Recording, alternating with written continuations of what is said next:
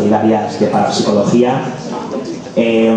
Lo comentaba antes, ¿no? Daros las gracias por haber traído pues tantísima comida, ¿no? Tantos alimentos no perecederos para que la ONG Mensajeros de la Paz lo pueda pues entregar a los más necesitados. Deciros que vuestros alimentos van a volar.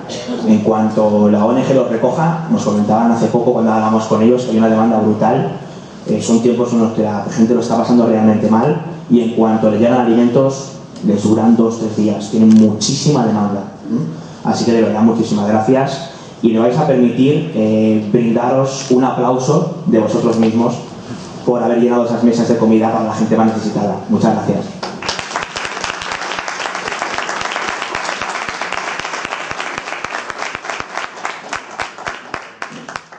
Bueno, pues aquí seguimos y esta va a ser la última ponencia, que no el final de las jornadas. Luego tendrá lugar una mesa redonda que va a estar de lo más interesante, de verdad os lo digo. Cuando veáis a gente que está arriba, hay alguna sorpresa, os digo que está muy bien. Y es un honor tener en estas jornadas de parapsicología una cosa así como que es un poco rara, ¿no? Que da un poco de miedo. Uy, esto de la parapsicología, ¿de qué va? Yo creo que los que estuvisteis ayer ya os hacéis una mínima idea de lo que realmente es parapsicología y cómo ha de investigarse, ¿no? Pero queríamos también tener en estas jornadas pues un punto de vista diferente, ¿no? Y pensamos en varias opciones y una de ellas era la persona que está aquí con nosotros, Francisco Rubia. Es un conocidísimo psiquiatra que bueno, que yo recuerdo hace años, No soy psiquiatra. Vale, bueno. Neurofisiólogo, perdón. Vale. Ahora veremos el currículum, que es realmente espectacular. Recuerdo cuando hace unos 4 o 5 años teníamos un programa de radio local muy pequeñito llamado La Sombra del Espejo, y con mi compañero Víctor Ortega, que está por aquí, fuimos a entrevistar a don Francisco. Fuimos allí a la... No sé si os recordará que fuimos a la Complutense. Estuvimos hablando con usted durante 1 hora y media sobre viajes astrales. Claro, lógicamente pues no es un tema que suele albergarse en esta disciplina, ¿no? que bien conoce Francisco Rubia. Y el caso es que nos pareció muy interesante invitarle a estas jornadas de parapsicología para tener otro punto de vista, ¿no? Él nos va a hablar de neuroespiritualidad, que es algo que yo creo que os va a sorprender, porque mucha gente desconoce esa otra óptica que nos va a brindar Francisco Rubia, y lo hace una persona que es, atención, actualmente catedrático emérito de la Facultad de Medicina de la Universidad Complutense de Madrid. También fue catedrático de la Universidad Ludwig Maximilian de Múnich, así como consejero científico de dicha universidad. Estudió medicina en las universidades Complutense y Düsseldorf de Alemania. Ha sido subdirector del Hospital Ramón y Cajal y director de su departamento de investigación, vicerrector de investigación de la Universidad Complutense de Madrid y director general de investigación de la Comunidad de Madrid. Durante varios años fue miembro del comité ejecutivo del European Medical Research Council. Su especialidad es la fisiología del sistema nervioso, campo en el que ha trabajado durante más de 40 años y en el que tiene más de 200 publicaciones. Fue director del Instituto Pluridisciplinar de la Universidad Complutense de Madrid y director de la unidad de cartografía cerebral de dicho instituto. Ahora está de moda todo esto, ¿no? De hacer un mapeado del cerebro. Bueno, pues Francisco Rubia ya sabía de qué iba esto, ¿no? Hace mucho tiempo. Ha sido tesorero de la Federación Europea de Academias de Medicina, es miembro numerario de la Real Academia Nacional de Medicina, es el número 2, y es vicepresidente de la Academia Europea de Ciencias y Artes con sede en Salzburgo, así como de su delegación española. Toma ya, ¿eh? Ahí es nada. Y ha participado en numerosas ponencias y comunicaciones científicas y es autor de libros como Manual de Neurociencia, El cerebro nos engaña, Percepción social de la ciencia, La conexión divina, ¿Qué sabes de tu cerebro? 60 respuestas a 60 preguntas, El sexo del cerebro, la diferencia fundamental entre hombres y mujeres, El cerebro, avances recientes en neurociencia y El fantasma de la libertad. Bueno, con este currículum ya poco más cabe decir, ¿no?, de Francisco Rubia. Él nos habla de neuroespiritualidad. Le quiero brindar un gran aplauso de todo el público, por favor.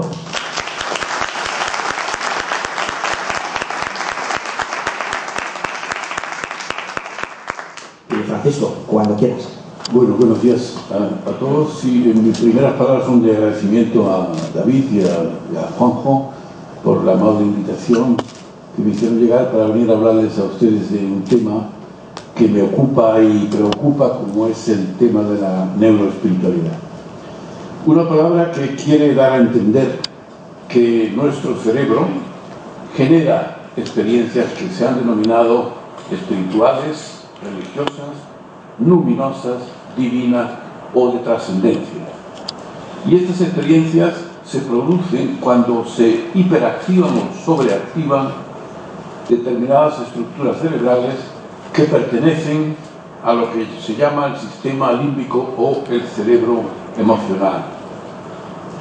Dentro de estas estructuras que están por debajo de la corteza cerebral, en la profundidad del lóbulo temporal, que es este, hay unas estructuras que son determinantes para estas experiencias, como es la amígdala, que es la que le da el color emocional a los estímulos del entorno, y es lo que hace que esas experiencias se vivan como una realidad mucho más intensa que la realidad natural y cotidiana.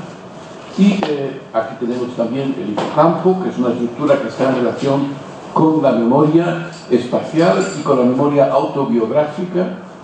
Por ejemplo, se ha demostrado que esta estructura es capaz de generar nuevas células nerviosas, cosa que no se sabía, y es la razón por la cual los taxistas londinenses, que están constantemente orientándose en la City de Londres, pues tienen un hipocampo mucho mayor que el ciudadano normal.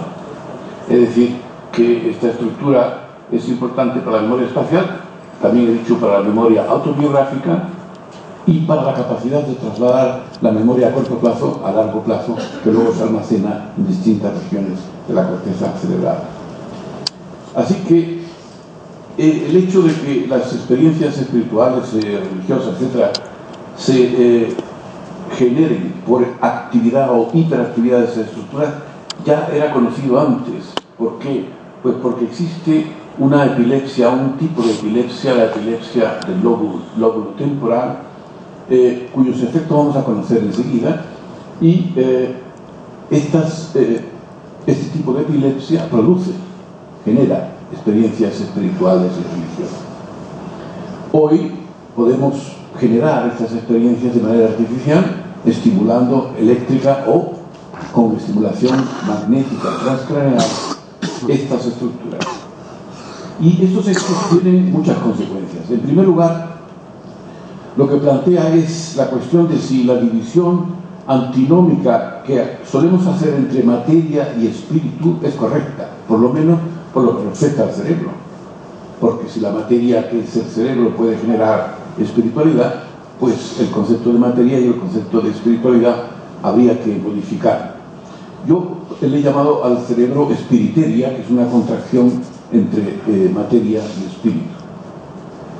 Por otra parte, que la materia cerebral, que esas estructuras puedan producir experiencias religiosas, nos dice que tenemos una tendencia innata a la espiritualidad sobre la cual se construye todo el edificio de las religiones.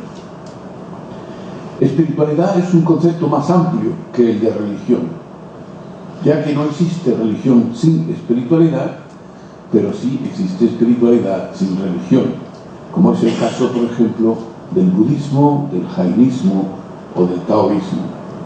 Y por eso yo concluyo que tenemos, repito, una tendencia innata a la espiritualidad, pero no una tendencia innata a la religión, como algunos autores sostienen, porque la religión es una construcción social que consta además de múltiples factores.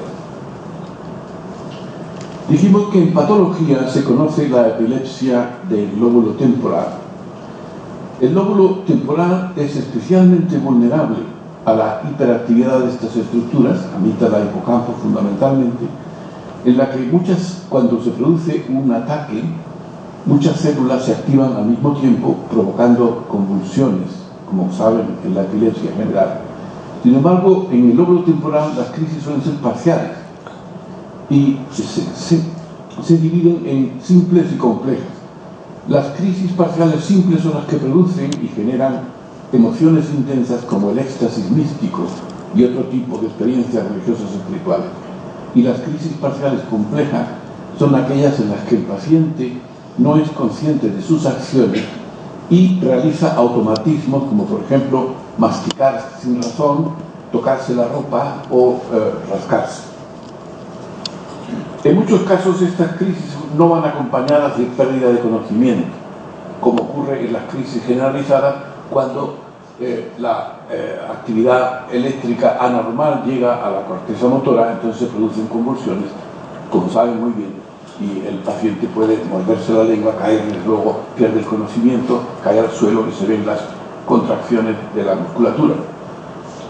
Pues bien, se ha descrito un síndrome que es un conjunto de síntomas que los neurólogos Gastaut y Geschwind definieron. El síndrome de Gastaut-Geschwind se llama así, y que se caracteriza por los siguientes síntomas: trastornos de la función sexual, generalmente hiposexualidad, conversiones religiosas súbitas, hiperreligiosidad, hipergracia, los pacientes escriben muy profusamente, preocupaciones filosóficas y religiosas exageradas, irritabilidad y viscosidad. Viscosidad significa que no hay manera de quitarse a la gente de encima, son viscosos desde el punto de vista social. Pero estos síntomas coinciden con muchos de los síntomas que se han descrito entre los místicos de todas las religiones.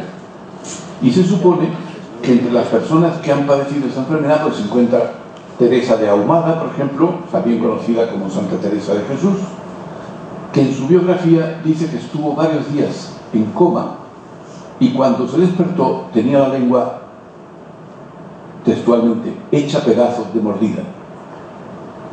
Nadie se muerde la lengua voluntariamente, como saben, ¿no? También se supone que Saulo de Tarso, San Pablo, Juana de Arco, Santa Catarina de Génova, Santa Catarina de Ricci, Santa Teresa de Lisieux, Joseph Smith, fundador de la religión de la Iglesia de Jesucristo de los Santos de los Últimos Días, que es la religión de los mormones, sufrieron también de epilepsia. Y al igual que muchas otras personas conocidas, que no voy a enumerar todas, como por ejemplo el Fyodor Dostoyevsky, muy conocido porque en su novela El Idiota, pero no solamente, también en los hermanos Karamazov, en la novela El Idiota, por ejemplo, el príncipe Mishkin, que es el protagonista, sufre de epilepsia.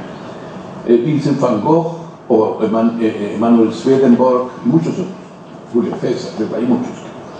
Pues bien, experimentos recientes, relativamente recientes, realizados en Canadá, han mostrado que cuando estimulamos de manera magnética transcraneal, aplicando campos magnéticos al lóbulo temporal, podemos producir en los sujetos sanos, normales, experiencias de la presencia de otros seres o experiencias espirituales y religiosas en las que los sujetos se dicen o dijeron encontrarse con seres espirituales. Curiosamente, siempre de su propia religión, nunca de otra religión. Personas que han estado muy cerca de la muerte o clínicamente muertas, sea por grave enfermedad, accidente, paro cardíaco, y que volvieron a la vida de manera espontánea o por maniobras de resucitación, maniobras médicas, han referido experiencias muy parecidas a las que hemos referido en la epilepsia del lóbulo temporal. Y estas son más o menos las siguientes: inefabilidad, la incapacidad de explicar exactamente su vivencia o expresarlas con palabras, sensaciones de paz, felicidad y bienaventuranza. Esto es muy interesante porque precisamente tanto la amígdala como el hipocampo y otras estructuras, el córtex, etc., pertenecen a lo que se llama el sistema de recompensa cerebral y son estructuras que están llenas de receptores para una sustancia que el cerebro produce muy parecidas a la morfina, que se llaman endorfinas. y que solemos nosotros producir en situaciones de estrés. Por ejemplo, los corredores de maratón o los atletas de alto rendimiento, alpinistas, etcétera, producen endorfinas y están prácticamente, tienen el mono cuando no corren o cuando no suben a la montaña. Yo tuve un doctorando, por ejemplo, que en las Dolomitas, aficionado al alpinismo, en las Dolomitas se cayó 30 metros en vertical, se partió no sé cuántos huesos, y yo lo visité en el hospital y me dijeron: cuando esté sano vuelvo otra vez a la montaña. ¿Por qué? Pues porque es una sensación placentera. Y esa sensación placentera se debe precisamente a la estimulación de estructuras que pertenecen al sistema emocional o al sistema de recompensa cerebral. Pues bien, repito, entonces, inefabilidad en las experiencias cercanas a la muerte, inefabilidad, dificultad, como he dicho, de expresarlas con palabras, sensaciones de paz, felicidad y bienaventuranza, ir por un túnel oscuro en cuyo final hay una luz brillante, blanca o dorada, muy intensa, sentirse fuera del cuerpo, flotando y observándose desde arriba, lo que se llama autoscopia, encuentro con personas fallecidas, seres espirituales, figuras religiosas, hablar con ellos, y una revisión de toda la vida como en una película, muy rápida. Pues todas estas características son muy similares a las experiencias místicas, religiosas, luminosas, divinas o de trascendencia, a las que me he referido anteriormente. En ellas se pierde la sensación del tiempo y del espacio, y la experiencia se considera más intensamente real que la realidad cotidiana, lo cual se debe a la estimulación exagerada de la amígdala, como he dicho antes. Todas esas experiencias se han interpretado como que en esas circunstancias, sobre todo en las experiencias de salir fuera del cuerpo, el alma intenta salir del cuerpo y vuelve a él cuando el peligro de muerte ha pasado. Sin embargo, hoy podemos provocar artificialmente esas experiencias de manera experimental, estimulando eléctricamente una parte de la corteza. Esta es la experiencia de sentirse fuera del cuerpo observándose desde arriba, pues estimulando una región que se llama el giro angular, que se encuentra aquí en oscuro. El giro angular que forma este ángulo entre el lóbulo temporal y el occipital. Estimulando esta región, un investigador del laboratorio de neurociencia de la Escuela Politécnica Federal de Lausanne, el llamado Olaf Planck, puede experimentalmente provocar la sensación de autoscopia. Y no creo que se pueda interpretar como que este experimentador puede manejar al alma, salir del cuerpo y que vuelva otra vez. Las experiencias cercanas a la muerte no están totalmente explicadas en su totalidad, pero sí de manera aproximativa. Es de suponer que la falta de oxígeno, cuando estás uno cerca de muriéndose, y sobre todo la producción aumentada de anhídrido carbónico en esas circunstancias límites, hace que muchas neuronas dejen de funcionar. Y las primeras que dejan de funcionar son aquellas neuronas, aquellas células nerviosas que tienen un metabolismo muy alto, que suelen ser células pequeñas y suelen ser células inhibidoras. De manera que lo que se produce es una desinhibición y una hiperactividad de las estructuras de las que estamos hablando. Como he dicho, las sensaciones de paz, tranquilidad y bienaventuranza se deben a la producción de endorfinas, que son sustancias que el cerebro produce y que tienen como función ser analgésicos, es decir, en ejercicios musculares prolongados y sobre todo exhaustivos. Estos ejercicios no podrían realizarse si por el dolor muscular que se produce, si no tuviésemos esas sustancias, si no produjésemos en demasía esas endorfinas. Pues bien, a la vista de estos hechos, lo que llamamos espiritualidad son experiencias en las que determinadas estructuras de nuestro cerebro se encuentran muy activas. En algunos casos a estas experiencias se les ha llamado estados alterados de conciencia, y en estos estados el sujeto, como hemos visto, presumiblemente entra en contacto con seres espirituales.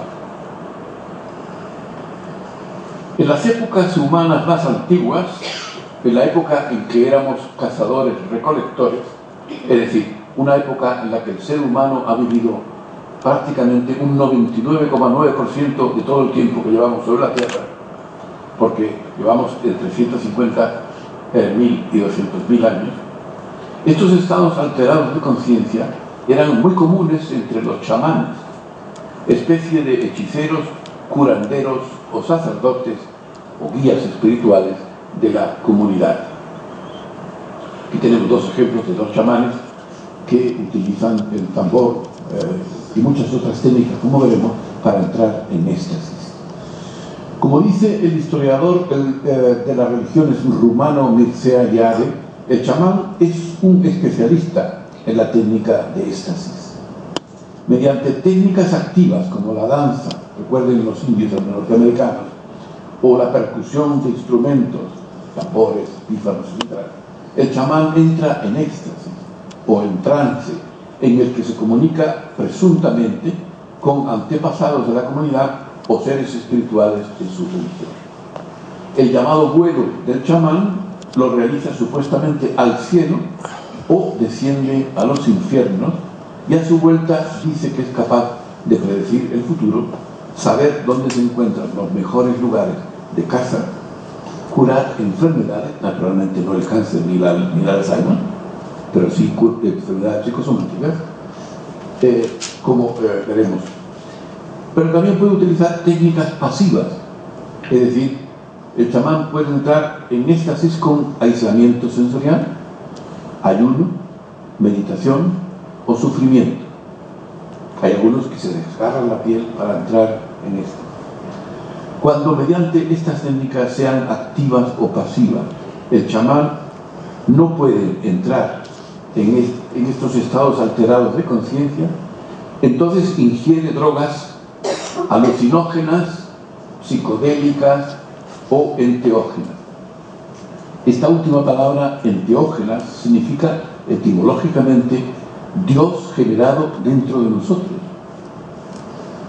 Y las sustancias activas son alcaloides que se encuentran en hongos, plantas, lianas, arbustos, etc., como por ejemplo la manita muscaria, u hongo matamoscas que se suelen encontrar debajo de coníferas, abedules y otros árboles, o también el peyote mexicano, que se encuentra en un cactus del peyote, o el hongo psilocibe, que es este hongo que se crece en los excrementos de los mamíferos y que tiene sustancias alucinógenas, alcaloides alucinógenos, o la ayahuasca, que se utiliza por los chamanes de la Amazonia y que es una mezcla de plantas y lianas que se encuentran en esa región. Todas estas sustancias, los alcaloides que contienen estas plantas, reaccionan químicamente con receptores que se encuentran en gran número, especialmente en gran número en las estructuras del sistema emocional que acabamos de conocer, produciendo la hiperactividad.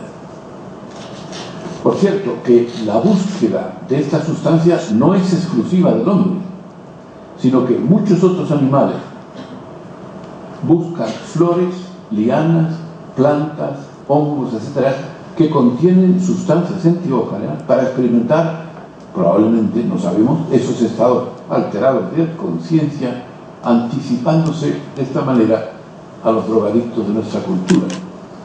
Las cabras comen bayas con sustancias alucinógenas, hay mariposas y abejas que buscan flores que contienen alcohol, los elefantes buscan frutas podridas que ya han fermentado y son además peligrosísimos cuando se emborrachan.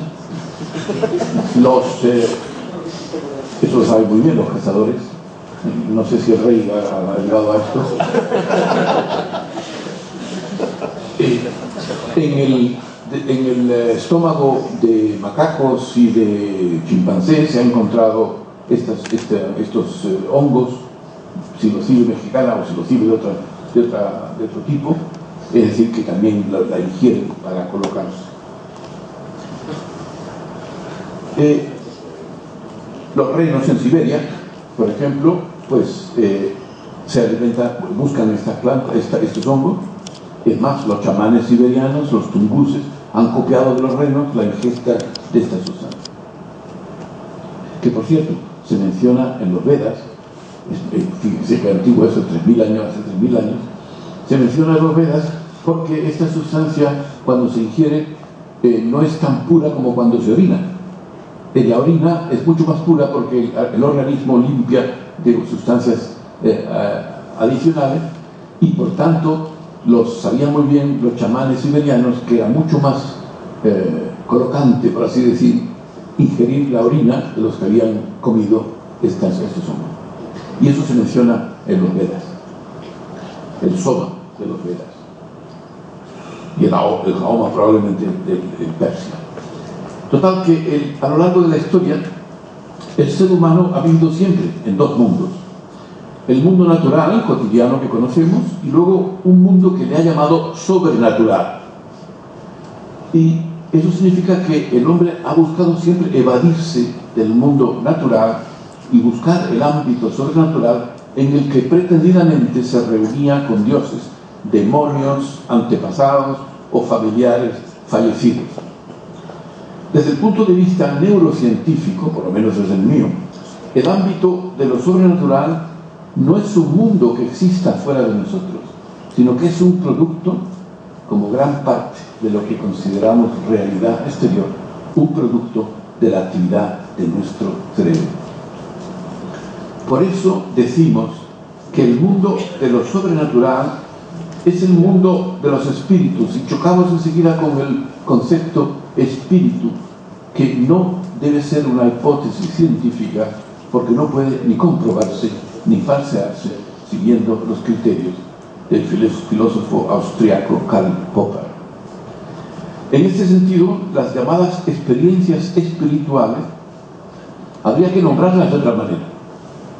Yo, por ejemplo, le llamo experiencias supralímbicas, habida cuenta que pueden ser inducidas por estimulación del sistema límbico o cerebro emocional, y el prefijo supra quiere indicar que se trata de experiencias supremas desde el punto de vista subjetivo.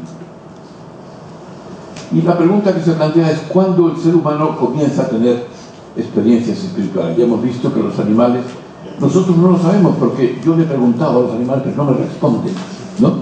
Si tienen las mismas experiencias cuando ingieren las sustancias que ingerimos de estas plantas.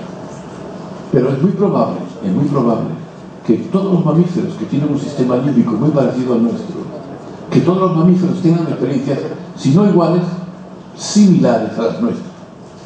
Luego, por tanto, experiencias espirituales es muy posible que existan en animales que están cerca de nosotros o que tienen un cerebro muy parecido al nuestro, como pueden ser chimpancés, bonobos, delfines, ballenas azules, cachalotes, etc.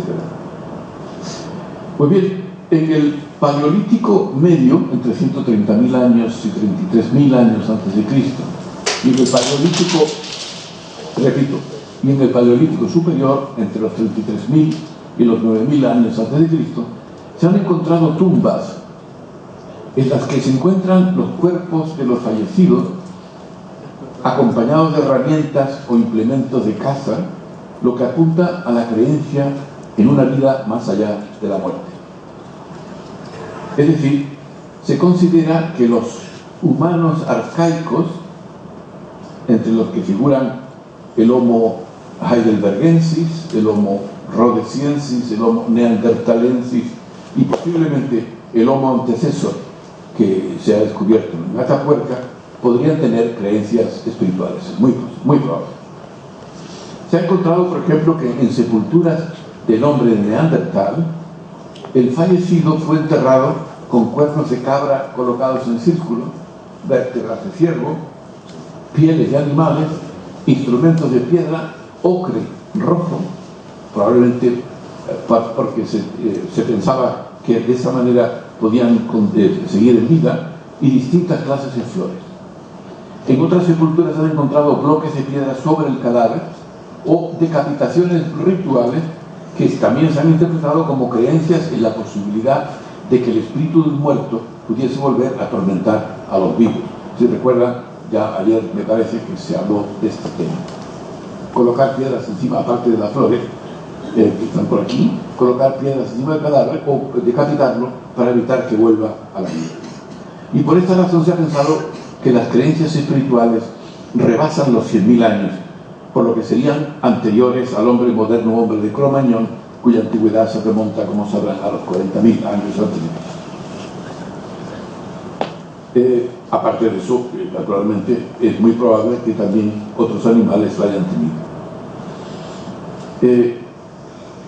El neurólogo estadounidense Kevin Nelson, en este libro, The Spiritual Doorway, que es la entrada espiritual en el cerebro, dice lo siguiente: lo místico no está más allá del lenguaje en sentido neurológico, está antes del lenguaje, lo cual además es lógico, porque el sistema emocional, el sistema límbico, precede a la corteza cerebral desde el punto de vista evolutivo.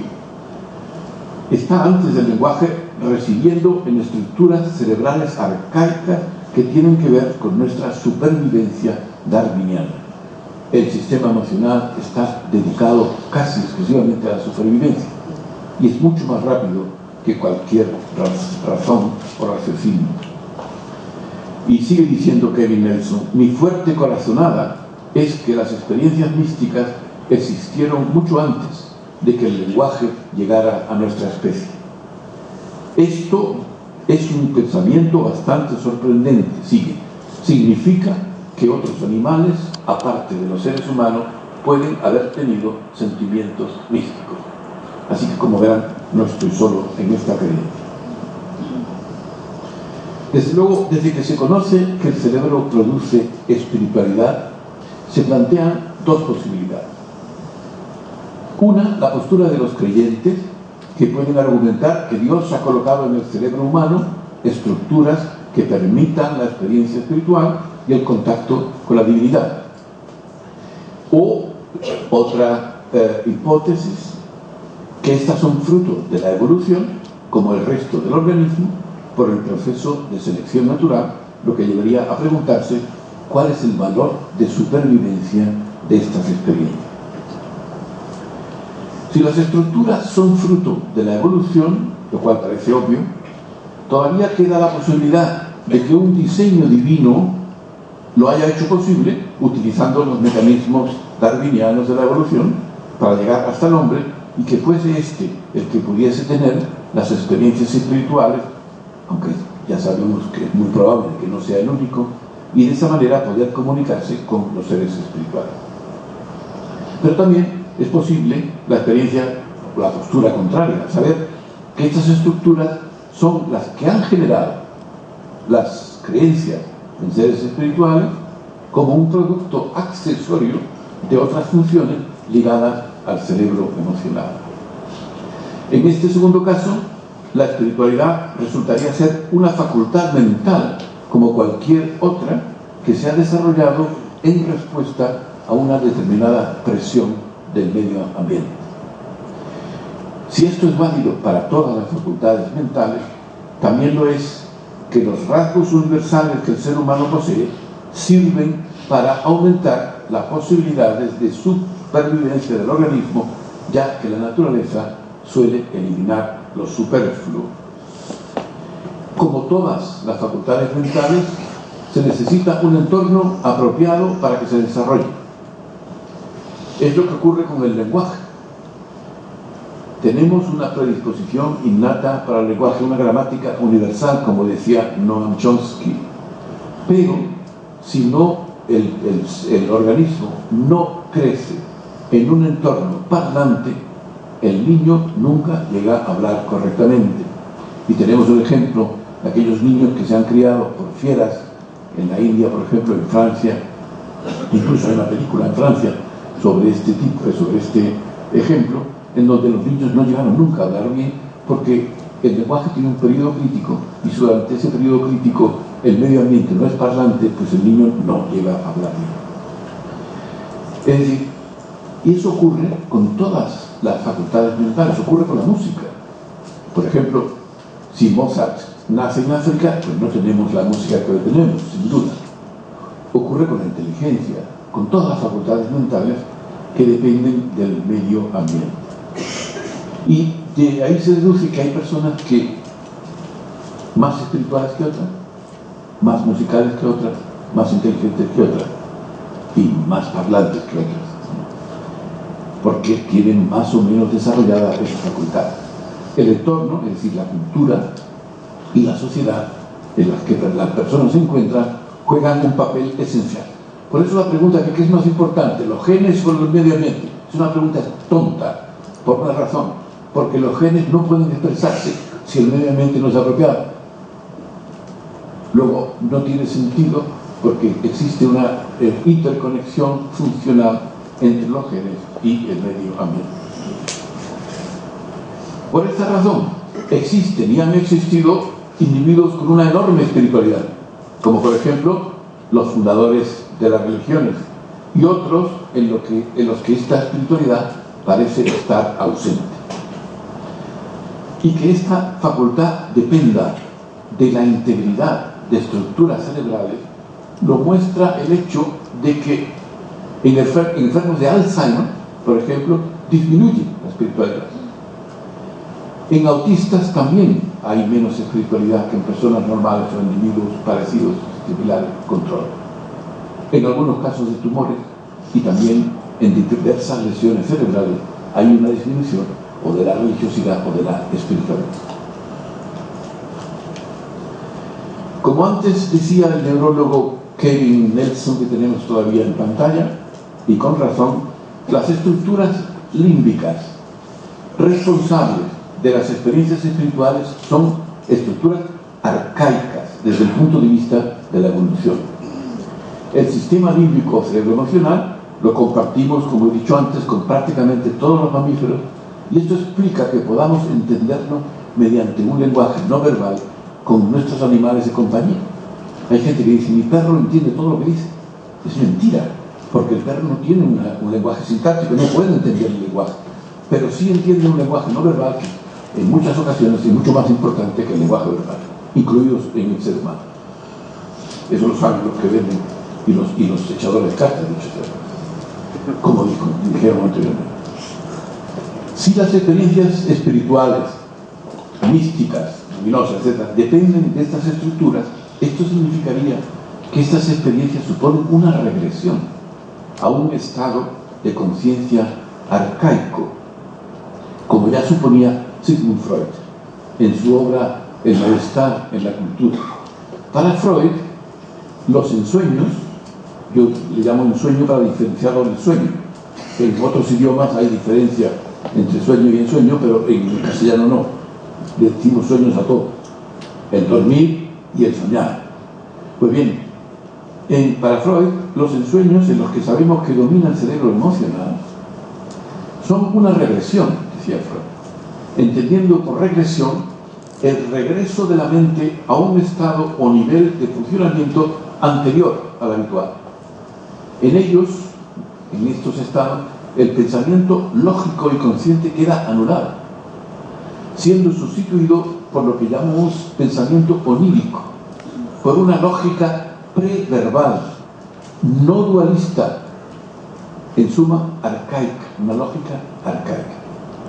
Por ello, en los estados místicos, una característica es la inefabilidad, la dificultad de expresar con palabras esa experiencia. Y es lógico, porque el lenguaje verbal, el lenguaje normal y hablado, depende de una lógica, y esa lógica está anulada durante esa experiencia.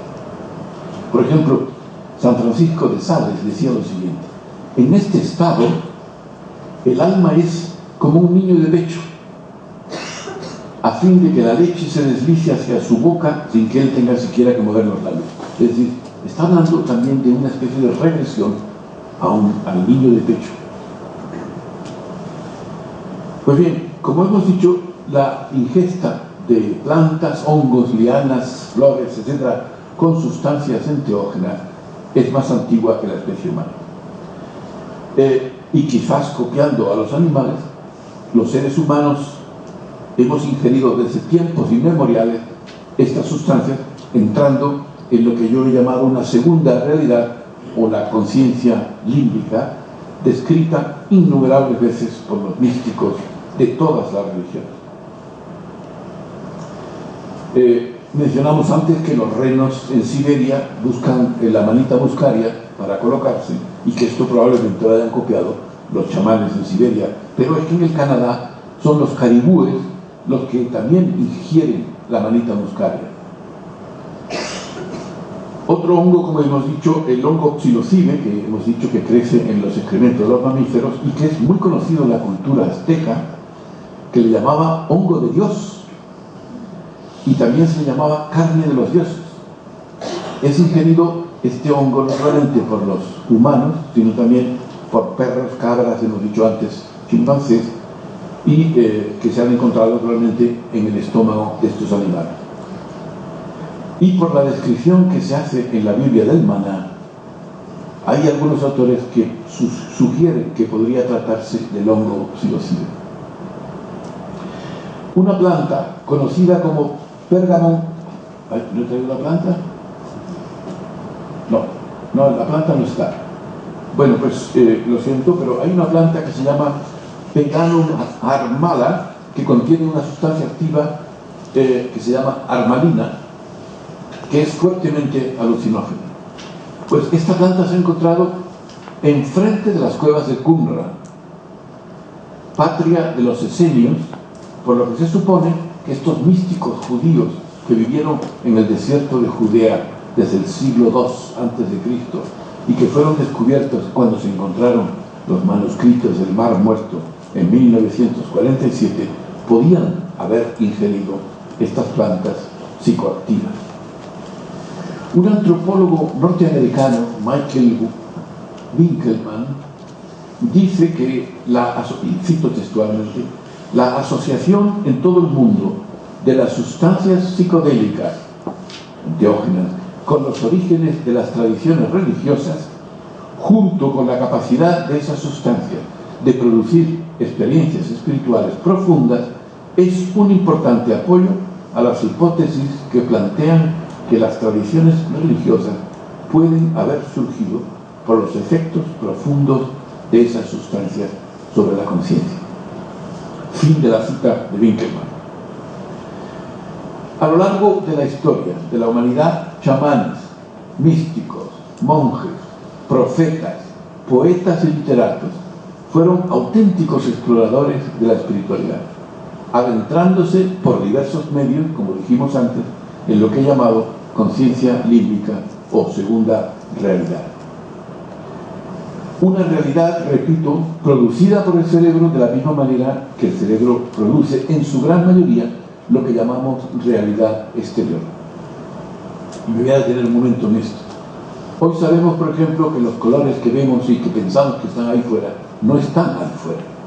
Ahí fuera lo único que existe son radiaciones electromagnéticas de una parte pequeñísima del espectro, radiaciones que inciden sobre unos receptores especializados en la retina, en el caso de la visión, y que producen unos potenciales eléctricos que se llaman potenciales de acción, que son todos iguales, vengan del oído, del ojo, del gusto, del tacto, etc. Son todos iguales.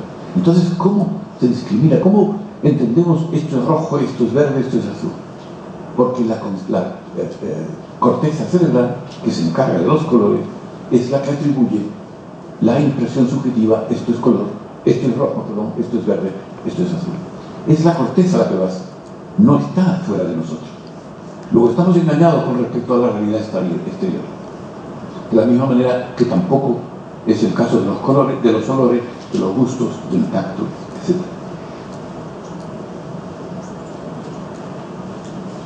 Luego el cerebro crea no solamente gran parte de la realidad exterior, sino también una segunda realidad que llamamos sobrenatural, como hemos visto por la estimulación de estas estructuras. En la antigua Israel, la profecía inspirada, que estaba considerada como una comunicación directa con la divinidad, jugó un papel importantísimo. Lo vimos en la conferencia del profesor Piñero. Figuras como Elías, Samuel o Elisha han sido considerados chamanes. Y el antropólogo inglés Brian Morris opina que el chamán más famoso de la historia fue Jesús de Nazaret. Y quiero leerles los argumentos que este señor, que es profesor de antropología del Goldsmith College de la Universidad de Londres, Brian Morris, por qué opina esto. Y aquí necesitaría luz, y para eso hace falta pues encender esto. Gracias. Y dice lo siguiente, por lo que se relata en el Nuevo Testamento, Morris dice lo siguiente: es evidente que Jesús tuvo experiencias visionarias. Se creía a sí mismo poseído por Dios Padre. Por ejemplo, dice: las palabras que os digo no las digo yo, sino el Padre que mora en mí, en Juan 14, 9 a 10. E interpretaba la enfermedad y las desgracias como producidas por espíritus impuros o demonios. Todo esto ya lo hemos visto ayer. Jesús es descrito como lleno del Espíritu Santo, guiado por el Espíritu, y hay numerosos ejemplos de Jesús expulsando espíritus maléficos.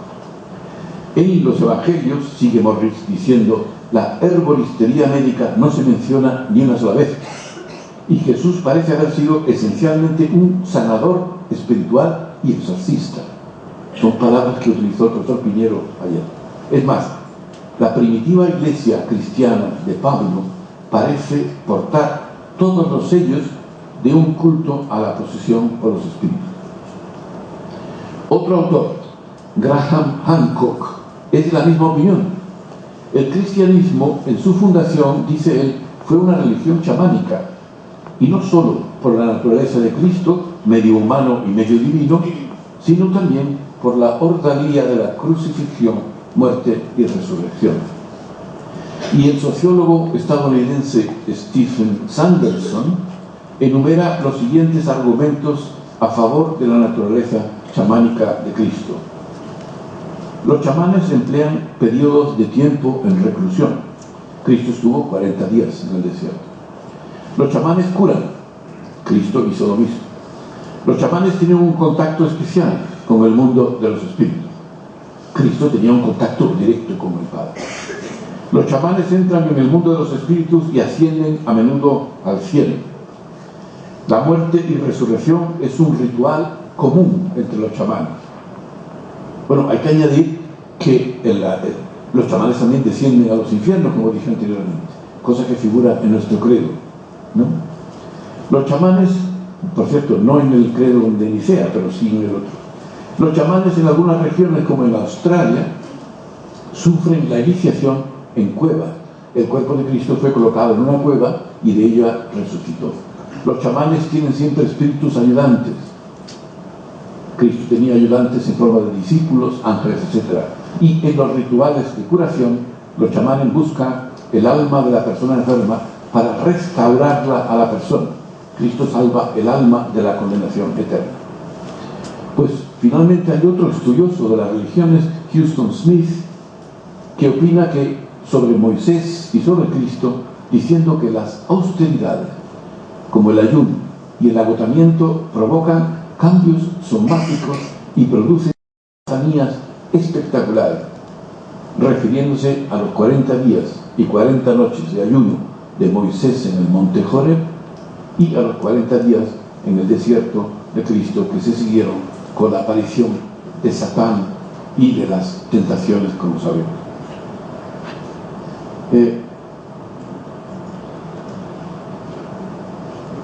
Resumiendo, podemos decir que poseemos en nuestro cerebro estructuras que son capaces de generar espiritualidad.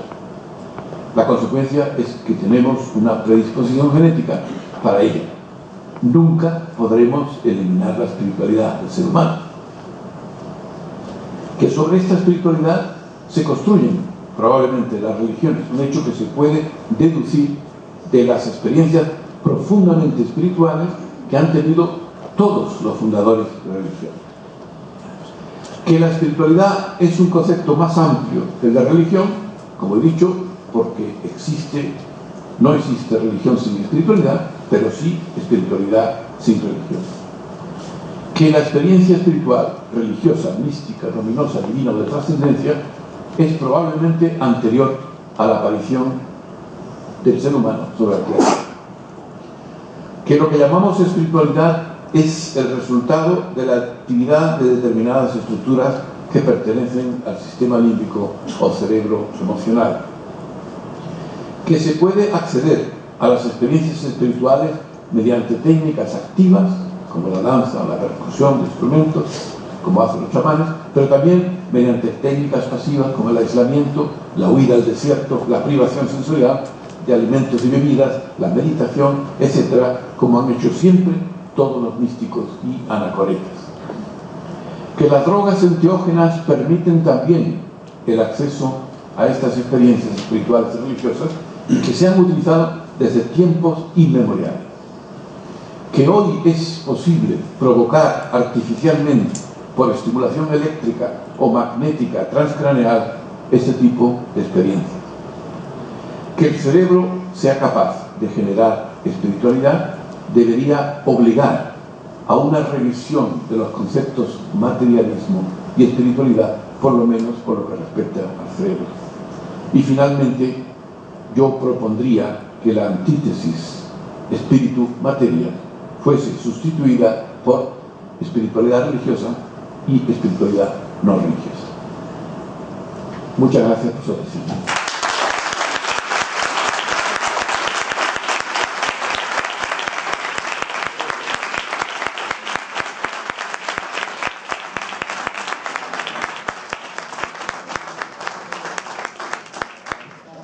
Bueno, yo creo que una ponencia magistral, ¿no? Ha dado un repaso a muchos de los fenómenos que se relacionan directamente con, no solamente con la mística, ¿no?, sino con los fenómenos sobrenaturales desde una óptica neurológica, psiquiátrica, médica.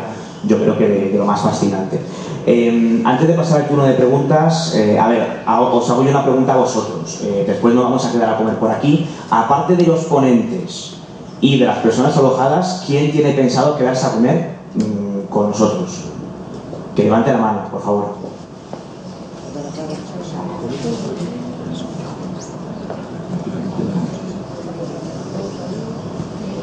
Hay gente que se lo piensa.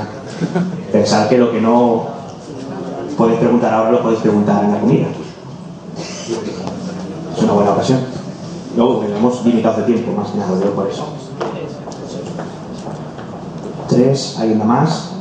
3 a la 1, 3 a las 2. Vendido.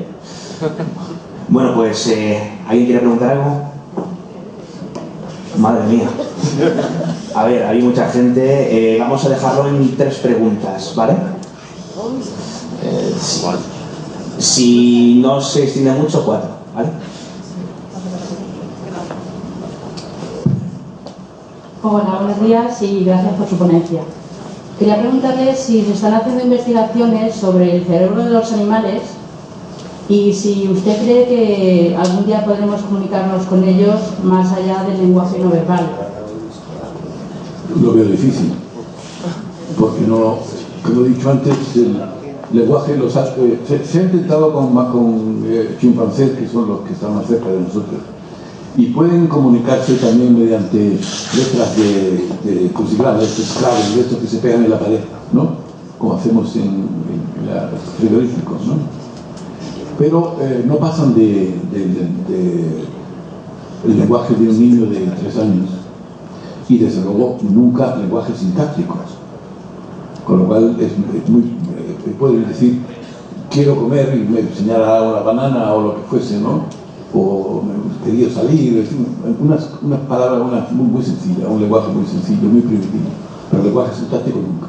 Es decir, que si lo que queremos es hablar con ellos sobre neurociencia, lo veo muy difícil.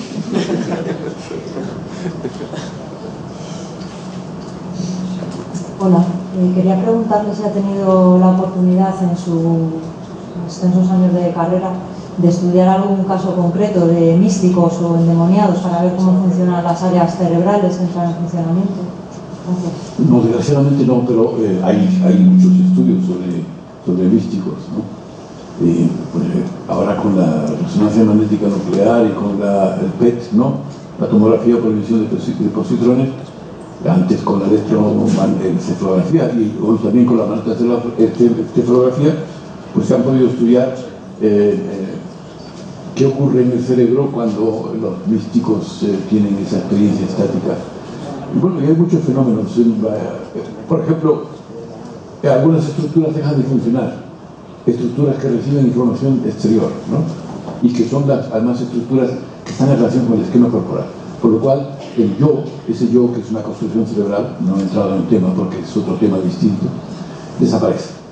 Y la persona se funda con la naturaleza, con Dios, o con, yo qué sé, con cualquier otra entidad, ¿no? Pero el yo desaparece. Y entonces eso se sabe que desaparece porque los límites del esquema corporal también desaparecen. Entonces, es decir, que hay muchos fenómenos que son explicables y que se han estudiado precisamente en monjas franciscanas, en personas en meditación profunda y en místicos, ¿no? Con estos instrumentos que he mencionado. No conocemos naturalmente todo lo que ocurre, ¿no? Pero sí sabemos. Pero claro, esos estudios no nos dan la impresión subjetiva, nos dan simplemente qué ocurre en el cerebro cuando se produce esta transformación por esta experiencia. Pero no nos dice, por ejemplo, lo que le gustaría a una persona creyente, y es que esa experiencia viene de fuera y no de dentro. Porque el argumento siempre de las personas, por ejemplo, una persona que tiene una vocación religiosa y entra al sacerdocio, generalmente argumenta, yo he tenido ocasión recientemente de hablar con jesuitas en una discusión sobre ciencia y religión, en donde ellos tienen la experiencia de que la vocación y la llamada, etcétera, viene de fuera. Para mí vienen de dentro. Y no solamente vienen de dentro, sino que hay argumentos que lo indican. Por ejemplo, en muchas religiones se dice que Dios está dentro de nosotros. Pero es que se dice en San Lucas. Dios está dentro del capítulo 14, que me corrija el Peñero, 17-21, creo que dice, el reino de los cielos está dentro de vosotros. Y el Evangelio apócrifo de Santo Tomás dice, el reino, cuando hagáis de dos uno, cuando hagáis lo masculino, femenino, etc. Es decir, cuando anuléis la conciencia egoica, que es dualista, cuando anuléis eso, entonces entraréis en el reino de los cielos. ¿Qué significa eso? Que cuando yo anulo la conciencia dualista, normal, cotidiana, entro en la conciencia límbica, y esa conciencia límbica está dentro de nosotros. Por lo tanto, yo, el reino de los cielos, lo entiendo como la hiperactivación de las estructuras límbicas que mencionaba antes. Hola, buenos días.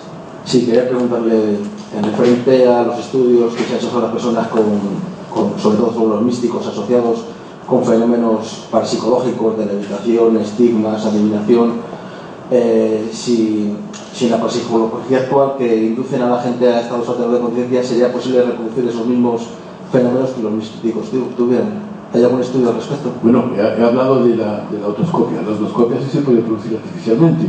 Yo estimulo el cerebro, una parte del cerebro, el giro angular que he mencionado antes, y yo me elevo, bueno, no lo hago, pero tengo la sensación de que estoy fuera de cuerpo y que me estoy observando desde arriba.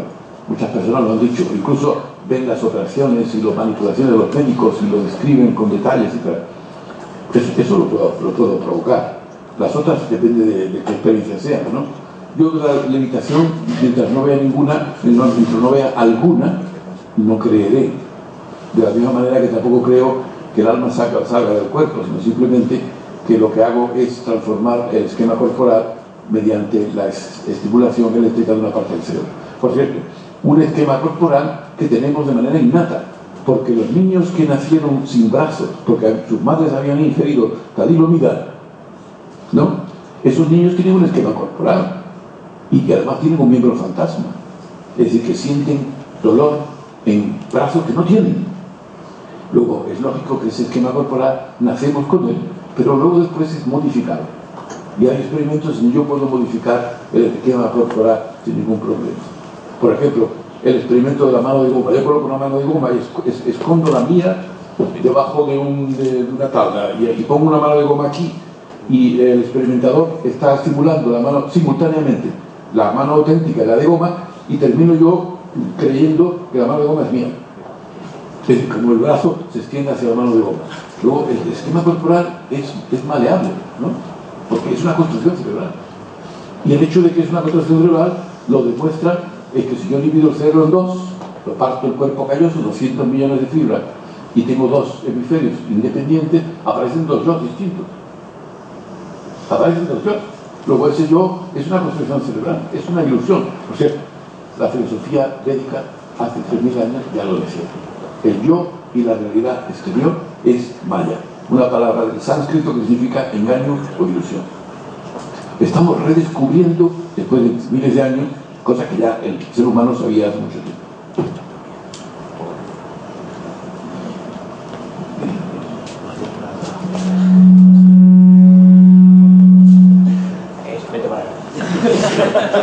Hay un pequeño problema y si nos acercamos a los altavoces empiezan a sucederse los fenómenos paranormales. Hola, muchas gracias por la ponencia. Yo tenía una duda, ¿vale? Para ver qué opina usted.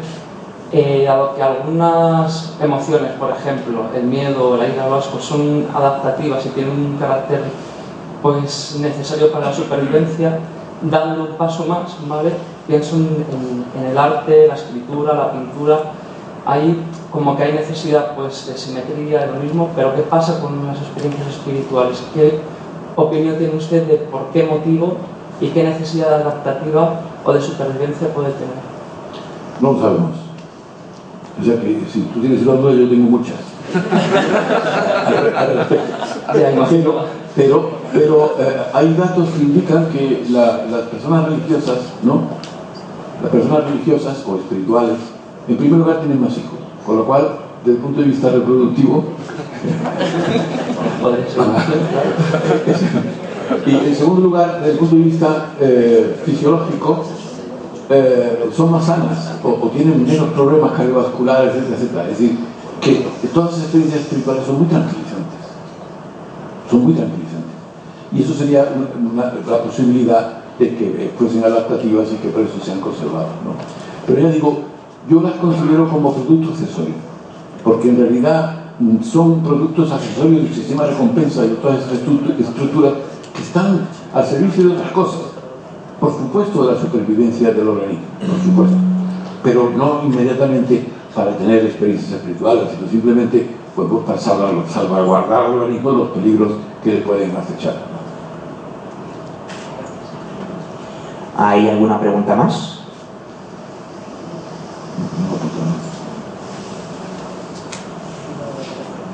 Bueno, pues quiero pedir un fortísimo aplauso una vez más para Francisco Rivera.